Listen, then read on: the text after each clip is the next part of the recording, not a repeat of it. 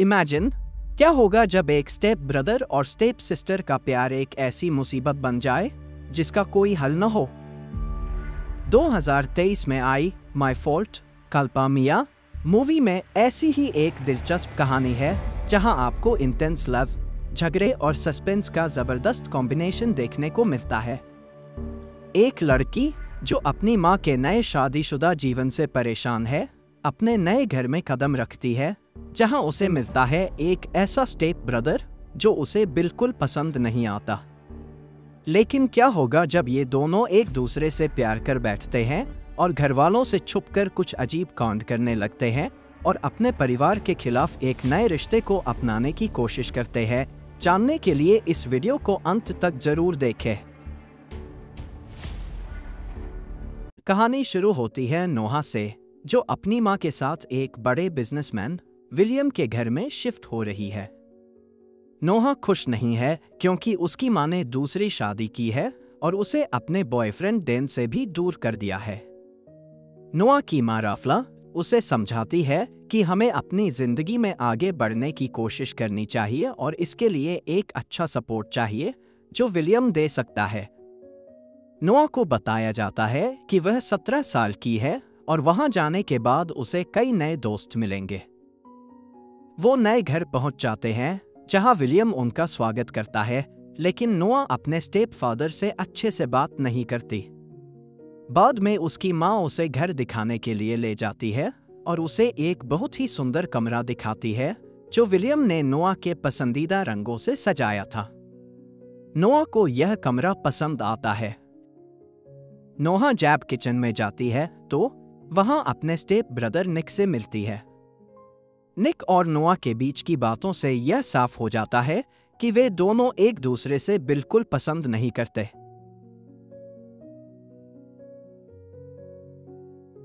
शाम के डिनर में नोहा एक खूबसूरत ड्रेस पहनकर आती है जिस पर सब उसकी तारीफ करते हैं। फिर नोहा को एहसास होता है कि उसका नया परिवार उतना सीधा नहीं है जितना दिखता है। निक एक बवाली लड़का है जो लड़कियों के साथ खेलता है। वह रात में एक साथ डिनर करने जाते हैं। डिनर के दौरान निक जल्दी से कार में बैठता है और जाता है। नोहा की मां उसे कहती है कि वह घर छोड़ दे। नोहा और निक के रिश्ते में तनाव बढ़ता है और कई बार वे एक दूसरे से झगड़ते हैं। तभी कहानी में एक नया ट्विस्ट आता है। एक और पार्टी में नोहा के ड्रिंक में ड्रग्स मिला दिया जाता है, लेकिन निक उसे बचा लेता है। यहां से दोनों के बीच की दूरी कम होने लगती है। नोहा धीरे धीरे निक की ओर आकर्षित होने लगती है। निक और नोहा के बीच में नजदीकियां और बढ़ने लगता है जब नोहा खुद एक कार रेस में हिस्सा लेती है और जीत जाती है। उधर नोहा अपने बॉयफ्रेंड डैन से भी दूर हो जाती है क्योंकि डैन उसे धोखा दे रहा था। निक और नोहा एक दूसरे के करीब आते हैं और उनका रिश्ता गहराने लगता है। तभी उसके डैड उन्हें एक साथ देख लेते हैं जिससे दोनों घबरा जाते हैं। दरअसल निक के डैड उसकी बहन मेग की बीमारी के बारे में बताने आए थे कि वह हॉस्पिटल में है, लेकिन दोनों की यह हालत देखकर वो गुस्सा होकर वहां से चले जाते हैं। इसके बाद निक नोहा को लेकर अपनी बहन मैगी से मिलने जाते हैं।